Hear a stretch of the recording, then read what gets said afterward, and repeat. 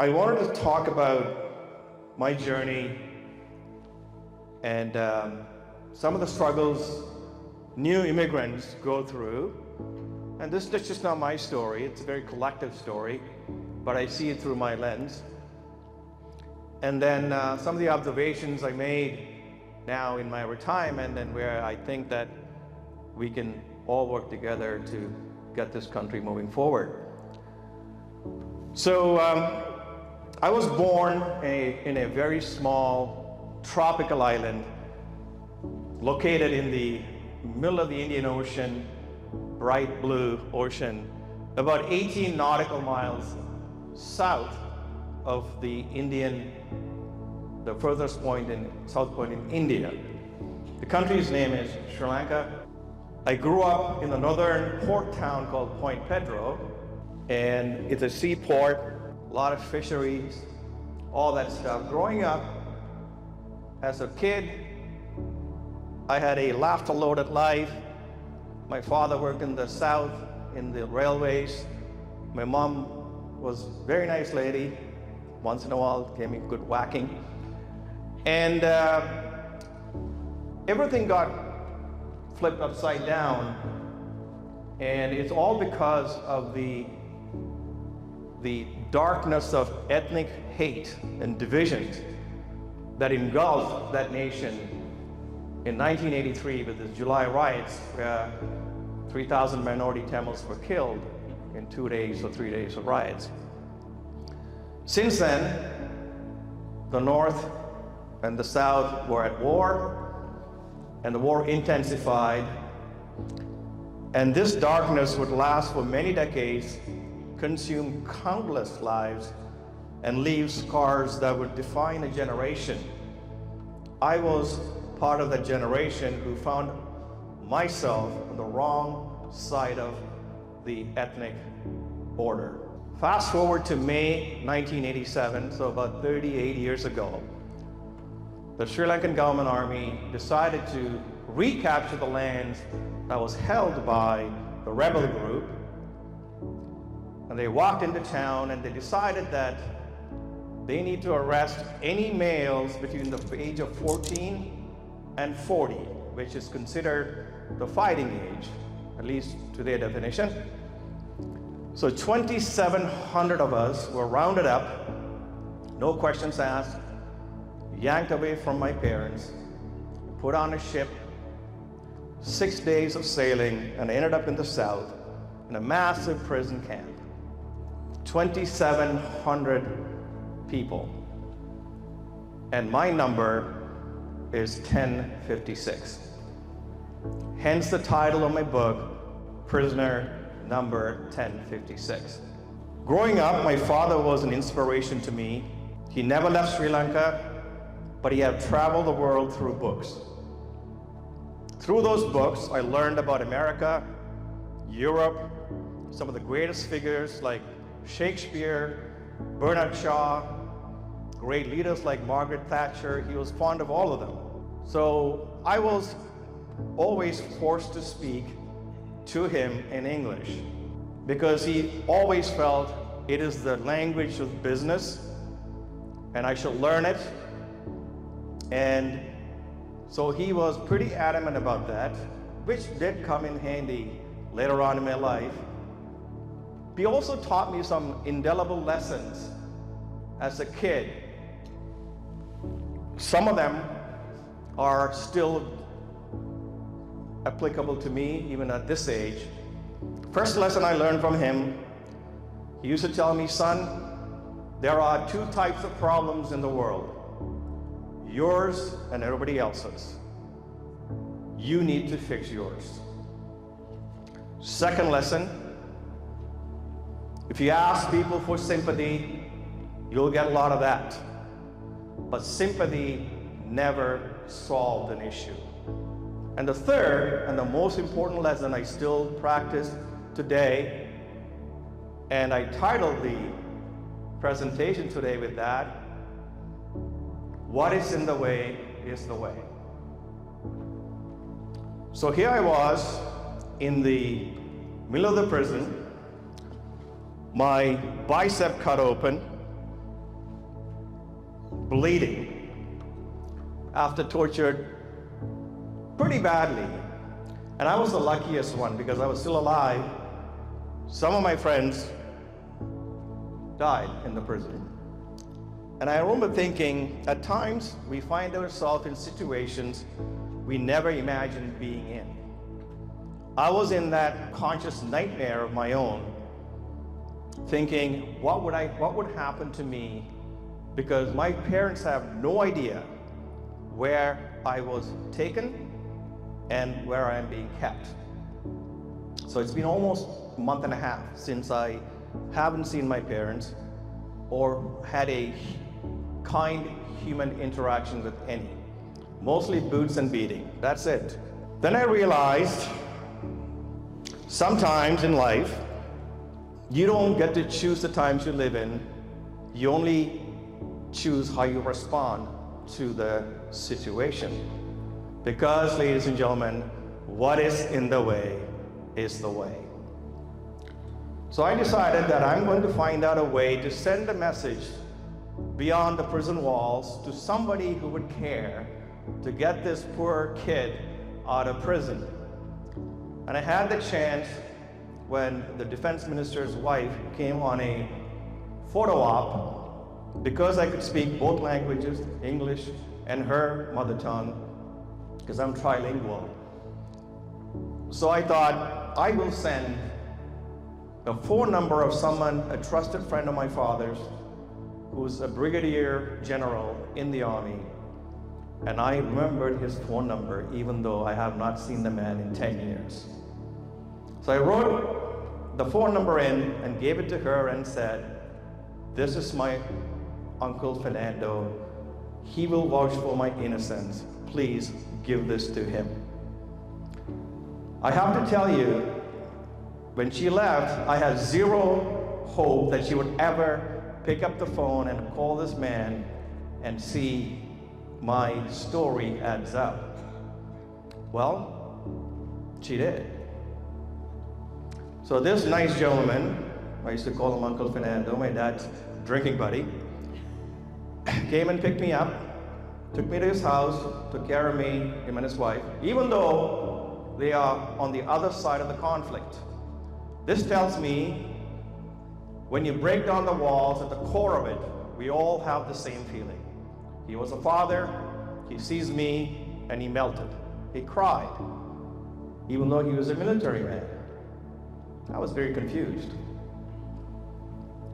Fast forward, my father decided that there's no longer a future for a kid like me in Sri Lanka, and thought Canada might be the land of opportunity.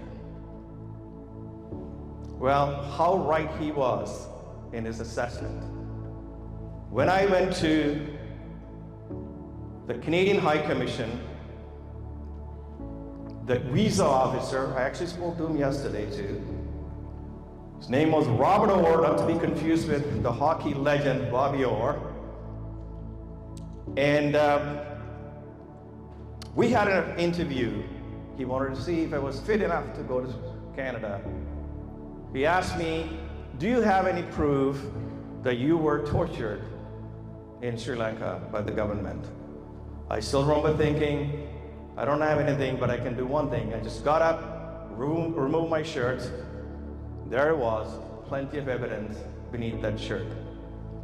2 days later, stamped my passport. He said, good luck, son. I landed in Toronto on April 19th, 1988, at the age of 19, with nothing in my pocket, but with full of hope.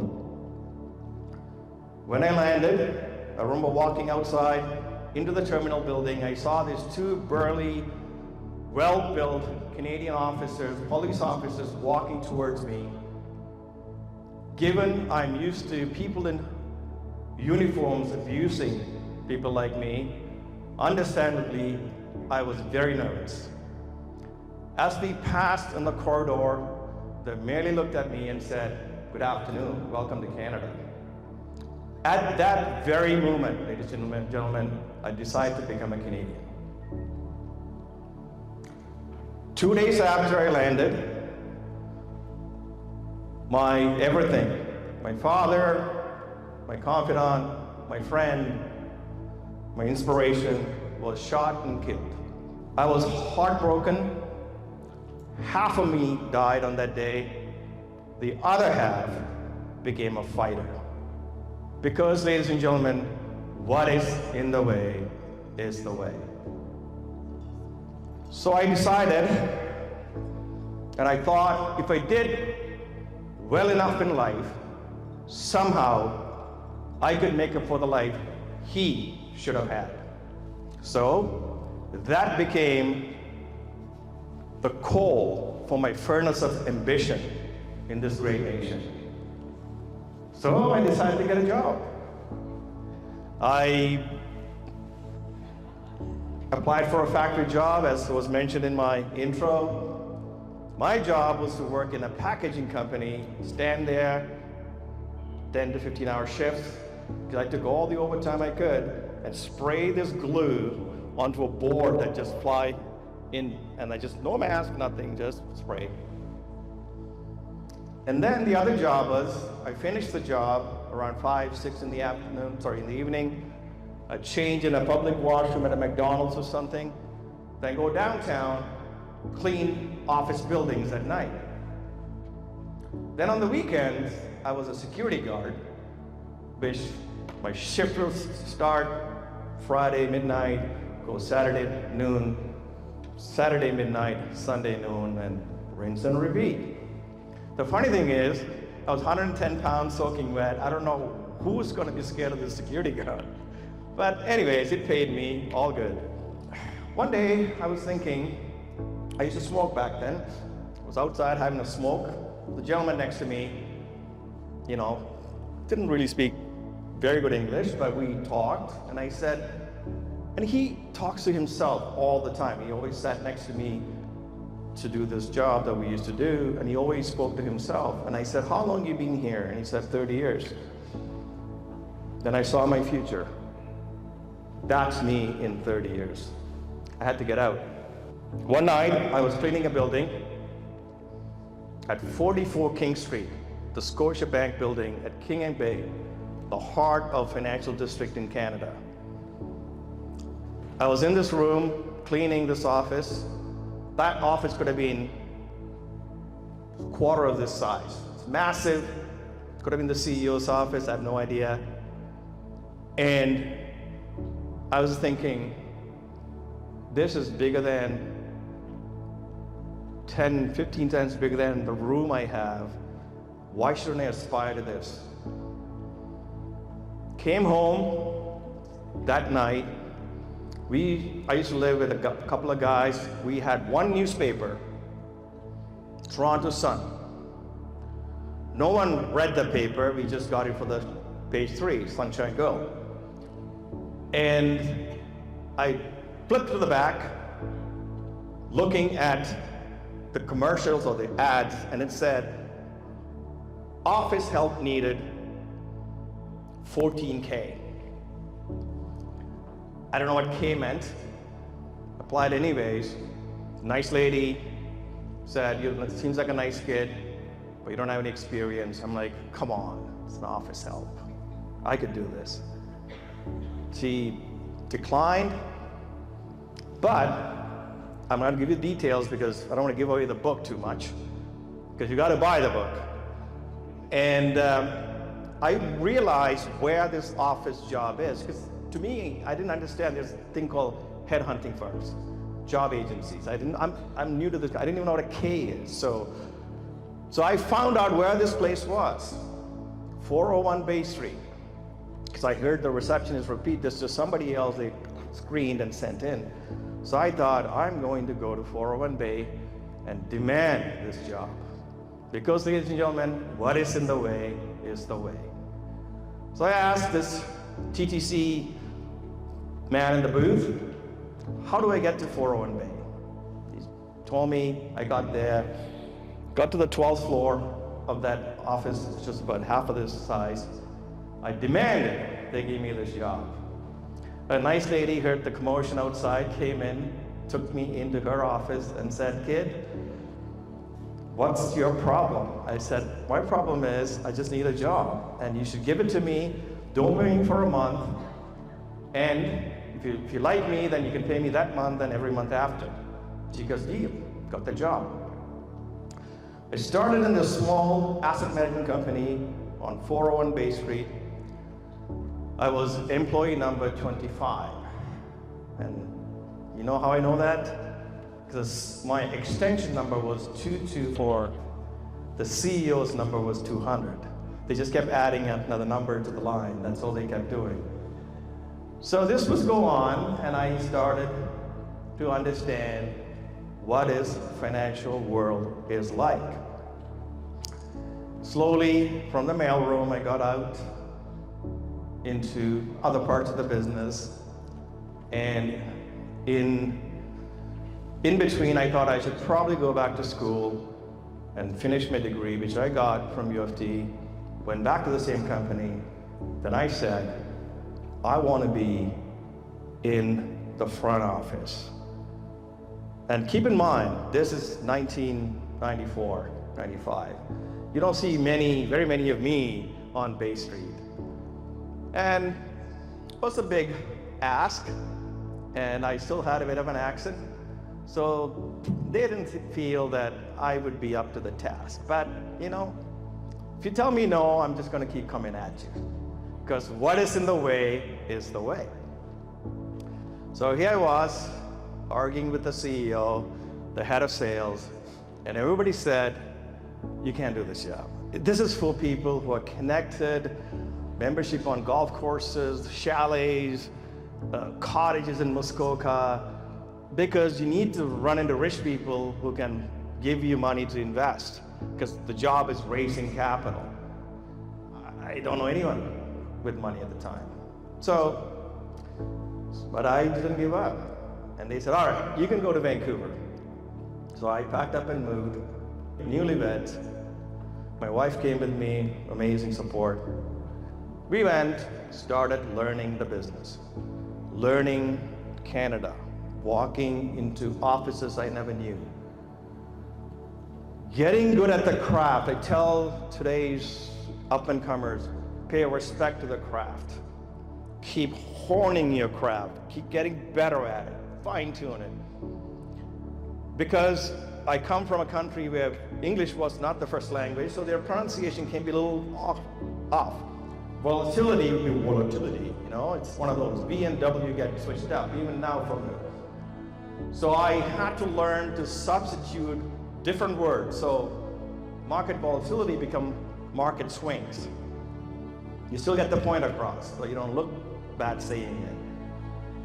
I would, every Sunday for 2 hours, I'll rehearse every meeting, every pause, every glance, how I looked at the person, what I said to that person, understood every client. KYC, know your client.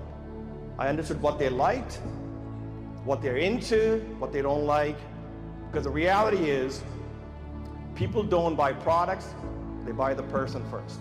So this led me to eventually become the top capital raiser in Western Canada. I became the head of Western Canada for the same company that I thought that I wouldn't be able to do the job. Then I was asked to come here in 2016 to lead the company nationally. I became the executive VP for a largest independent asset management company, which is CI Financial. Started from $200 million to $500 billion under management. I was looking after the operation, sales team, raising capital. And 2 years ago, I decided to retire, at the time as the vice chairman of this largest independent asset management company. And this journey has taught me many lessons. One of the most important lessons I have learned is that a human being should be only guaranteed two things: freedom and choice. When you have these precious commodities, the society will reward you for good choices you make. It will punish you or not reward you for the bad choices you make. That is the price of freedom. So as we stand here in this room, ladies and gentlemen, with freedom and choice, we must now ask, what is this country going to look like? How do we all fit in to make this nation better than we have found it? In the last decade or so, productivity growth in this country has been abysmal. Our GDP growth is flat. On every metric, Canada scores at the bottom in the G7 nation. So what you are trying to achieve is something admirable. We need to get skilled labor, skilled workers to be able to come in and to provide services and add to this nation productivity, add to this GDP. If language is a hurdle, we need to figure out a way to bring the wall down. I always said, I still believe in meritocracy. Meritocracy to me is you need to lower the barrier, not the bar. So when you take the language challenges away, you lower the barrier, not the bar. Because you still need to have quality people building buildings, doing things. We cannot take that away. Another thing I learned in my career is that there are 3 types of people in the world. Those who make things happen, those who watch things happen, those who wonder what happened. So ladies and gentlemen, let's come together and make things happen, because what is in the way is the way. Thank you so much.